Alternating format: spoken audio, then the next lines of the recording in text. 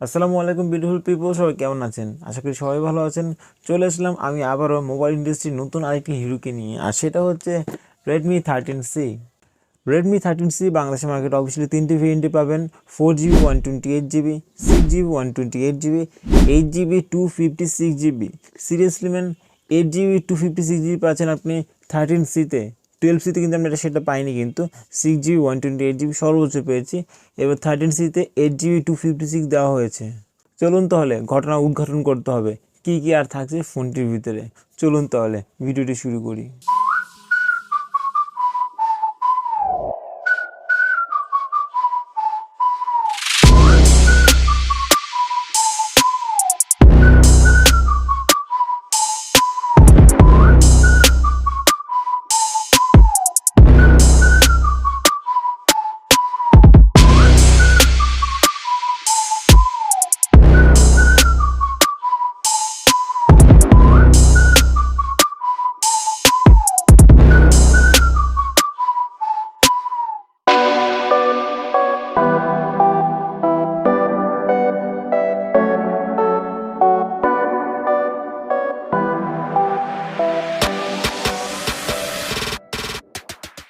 Redmi 12C আর Redmi 13C দুইটা phone পাশাপাশি রাখলে বুঝার কোনো উপায় নেই। আসলে রেডমি 13C হচ্ছে রেডমি 12C এর আপডেট ভার্সন। কোথায় 12C আর কোথায় 13C? টোটালি অ্যামেজিং ছিল রেডমি 13C আউটলুক যদি 12Cর সাথে কম্পেয়ার করা হয়। বক্সটি খোলার পর সর্বপ্রথম আমার হাতে চলে এসেছে রেডমি 13C ফোনটি। অলরেডি ফোনটি দেখতে পাচ্ছেন আমার হাতে।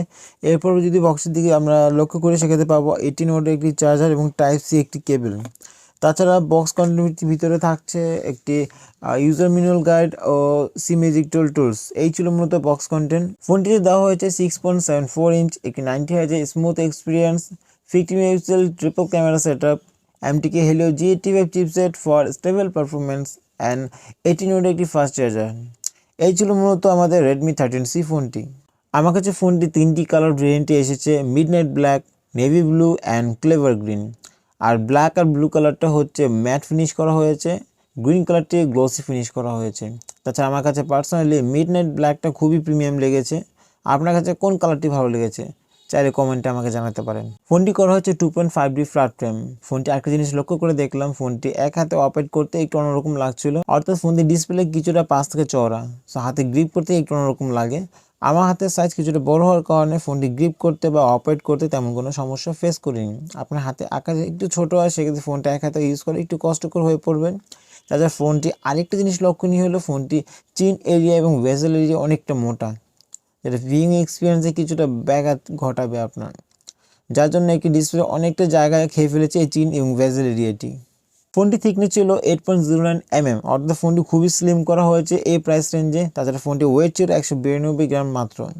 তাছাড়া ফোনটি পোর্ট 7 বাটন সবই ঠিকঠাক ছিল। ডান সাইডে ছিল ভলিউম বাটন এবং নিচে ছিল পাওয়ার বাটন। সেই পাওয়ার বাটন পেয়ে যাবেন আপনি ফিঙ্গারপ্রিন্ট স্ক্যানার। আর যদি লেফট সাইডে চলে আসছি, সেখানে পাবো আমরা সিম কার্ড ট্রে। এখানে আপনি দুটো সিমের পাশাপাশি একটি মেমোরি কার্ড ইউজ করতে পারবেন। আর উপর দিকে দেওয়া হয়েছে প্রয়োজনীয় একটি 3.5 mm ইয়ারফোন পোর্ট। আর নিচে যদি চলে আসি, সেক্ষেত্রে আমরা পাবো একটি স্পিকার গ্রিল, মাইক্রোফোন এবং টাইপ সি চার্জিং পোর্ট। যদি আমরা ফোনটির ডিসপ্লে দিকে লক্ষ্য করি, 6.7 ইঞ্চ আইপিএস প্যানেলের সাথে দেওয়া হয়েছে 90 হার্জের একটি রিফ্রেশ রেট এবং ফোনটার টাচ স্যাম্পলিং রেট ছিল 180 হার্জ, যার জন্য ফোনটি ইউজিং এক্সপিরিয়েন্স খুবই দুর্দান্ত ছিল। কিন্তু ফোনটি রেজলিউশন করা হয়েছে 16x720, অর্থাৎ HD+। এখানে ফুল এইচডি এর একটি ঘাটতি রেখে দিল কোম্পানি। রেডমি 13C ফোনটি নিয়ে যখন আমি ইউজ করছিলাম, ব্রাইটনেস নিয়ে কোনো প্রকার সমস্যাই পাইনি। যখন ফোনটি নিয়ে আমি আউটডোরে চলে গেলাম, তখনই ফোনটির ব্রাইটনেস নিয়ে প্যারা দিয়েছে। যথেষ্ট পরিমাণ ব্রাইটনেসের ঘাটতি ছিল ফোনটিতে। এখানে কোম্পানি আরেকটু ব্রাইটনেস করলে সেক্ষেত্রে আউটডোরে ইউজ করার এক্সপিরিয়েন্সটা একটু বেটার হতো। ফোনটির ডিসপ্লে রেজলিউশন যেহেতু ছিল HD+, long term video content watching করার ক্ষেত্রে পিক্সেলের ঘাটতি কিছুটা হলে ফিল করবেন, কিন্তু ডে টু ডে ইউজের ক্ষেত্রে পরবর্তী সেটা আর মনে হবে না। আসলে স্বাভাবিক জিনিসটা। ফোনটিতে পেয়ে যাবেন 50 মেগাপিক্সেল ট্রিপল ক্যামেরা সেটআপ। তাছাড়া ফোনটি মেন ক্যামেরাটি থাকছে 1.8 অ্যাপারচারযুক্ত 50 মেগাপিক্সেল ক্যামেরা। এর পরটি হচ্ছে 2.4 অ্যাপারচারযুক্ত ম্যাক্রো ক্যামেরা এবং শেষটি থাকছে অক্সিলারি লেন্স। মেইন ক্যামেরা দিয়ে অনেকগুলো ছবি ক্যাপচার করা হয়েছিল। ছবি কোয়ালিটি বাজেট বিবেচনা করলে ভালো এসেছিল। ডিলাইট কন্ডিশনে ভালো মনে কিছু ছবি পাওয়া গিয়েছে। অনেকটা বেটার দিচ্ছিল রেজাল্ট, সেটা বলা যাবে না। কিছু ক্ষেত্রে ছবি কালার অ্যাকুরেটি দিতে পারছিল না। সূর্যের বিপরীতে ছবি তুললে এইচডিআর অনেকটা স্ট্রাগল করতে দেখা গিয়েছে। অন এভারেজ ভালো ছিল ক্যামেরা। কিছু ক্ষেত্রে ক্যামেরার কালারে ঘাটতি ফিল করবেন আপনি। পেছনে 50 মেগাপিক্সেল ক্যামেরা দিয়ে রাত্রেবেলা ছবি তোলার ক্ষেত্রে কিছু ডিটেলসের ঘাটতি পেয়েছি। ডার্ক এরিয়াগুলোতে ছবি তুললে ছবি কিছুটা সফট করে দেয়। তাছাড়া এভারেজ রেজাল্টের ছবি ছিল ফোনটি থেকে। আর ফোনটির ফ্রন্টে পেয়ে যাচ্ছে আমরা 2.0 অ্যাপারচার যুক্ত 8 মেগাপিক্সেল ফ্রন্ট ক্যামেরা। পেছনের ক্যামেরার তুলনায় ফ্রন্ট ক্যামেরার ছবি কোয়ালিটি অনেকটা বেটার লেগেছে আমার কাছে। ছবির ডিটেলে ভালো পাওয়া গিয়েছিল। আমি বুঝতে পারলাম না ফ্রন্ট ক্যামেরার তুলনায় পেছনের ক্যামেরা এত খারাপ করার কারণটা কি। যদি আপনি ফোনটিতে ভিডিও শ্যুট করতে চান সেক্ষেত্রে 1080p উইথ 30 fps করতে পারবেন। ভিডিও কোয়ালিটি মোটামুটি ছিল, অতটা ভালো বলা যায় না। ভিডিও কোয়ালিটি পাশাপাশি ফোনটির ভিডিও স্টেবিলিটি অতটা বেটার ছিল না। ফোনটি ডিজাইন এবং ফোনটি ক্যামেরা পার্টের পর যদি ফোনটি পারফরমেন্স পার্টে চলে আসি, ফোনটিতে আমরা পেয়ে যাবো MTK Helio G85 চিপসের এবং জিপি হিসেবে থাকছে Mali G52। আর ফোনটি 3টি র্যাম ভেরিয়েন্টে পাওয়া যাবে, 4GB 128GB 14,499 টাকা, 6GB 128GB 15,999 টাকা এবং 8GB 256GB 17,990 টাকা। ব্যক্তিগতভাবে আমার কাছে খুবই ভালো লেগেছে ফোনটির RAM variant. Day to day ইউজের ক্ষেত্রে ফোনটির র্যাম এবং ফোন মেমোরি কোনো ঘাটতি ফিল হবে না আশা করি। আপনি আপনার পছন্দ মতো র্যাম ভেরিয়েন্ট পছন্দ করে নিতে পারবেন। সবচেয়ে বড় বিষয় হচ্ছে ফোনটিতে আপনি মাল্টিটাস্কিংয়ের পাশাপাশি টুকিটাকি গেমিং করতে পারবেন। সেক্ষেত্রে কোনো প্রকার স্লো হ্যাং দেখা মিলবে না বলাই চলে। ফোনটিতে অনেকগুলো অ্যাপস ব্যাকগ্রাউন্ডে রেখে তার পাশাপাশি হেভি ইউজ করে দেখা হয়েছে, আমার চোখে কোনো প্রকার হ্যাং ল্যাগের দেখা পাইনি। তাছাড়া আপনি ফোনটিতে কড মোবাইল, ফ্রি ফায়ার, টুকিটাকি গেমিং চালিয়ে নিতে পারবেন। ফোনটি হালকা হিটিং হলেও ওভার হিটিং হবে না, এটা বলা যায়।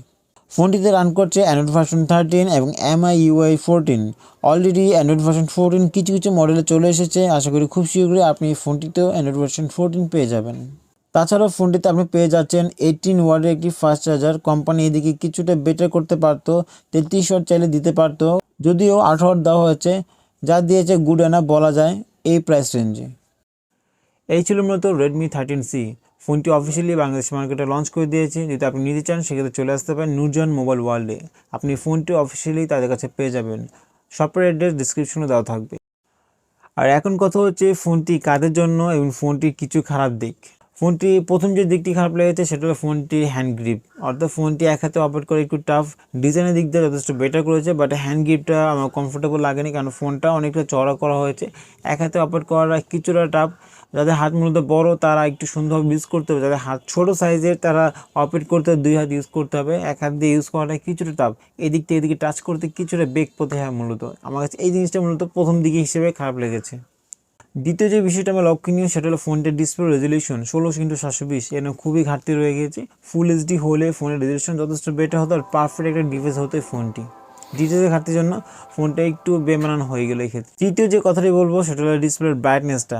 আমি প্রথমে বলেছি ডিসপ্লে ব্রাইটনেসের জন্য আউটডোরে ইউজ করতে খুবই কষ্ট হয়ে যাচ্ছিলো ফোনটি, কিংবা এই ফোনটিতে আউটডোরে ছবি তোলার ক্ষেত্রে ছবি ডিসপ্লে ব্রাইটনেসের জন্য সুন্দরভাবে ছবি তুলতে একটু বেগ পেতে হচ্ছিলো। ডিসপ্লে ব্রাইটনেসটা খুবই কম করা হয়েছে। এখানে ডিসপ্লে নিট 700-র মতো করলে মোটামুটি সুন্দর একটা ভিজিবিলিটি ডিসপ্লে পাওয়া যেত। ব্রাইটনেসটা আরেকটু বাড়ানো দরকার ছিল কোম্পানি এই ক্ষেত্রে। তৃতীয় যে দিকটি বলবো সেটা হলো ফোনটির স্পিকার।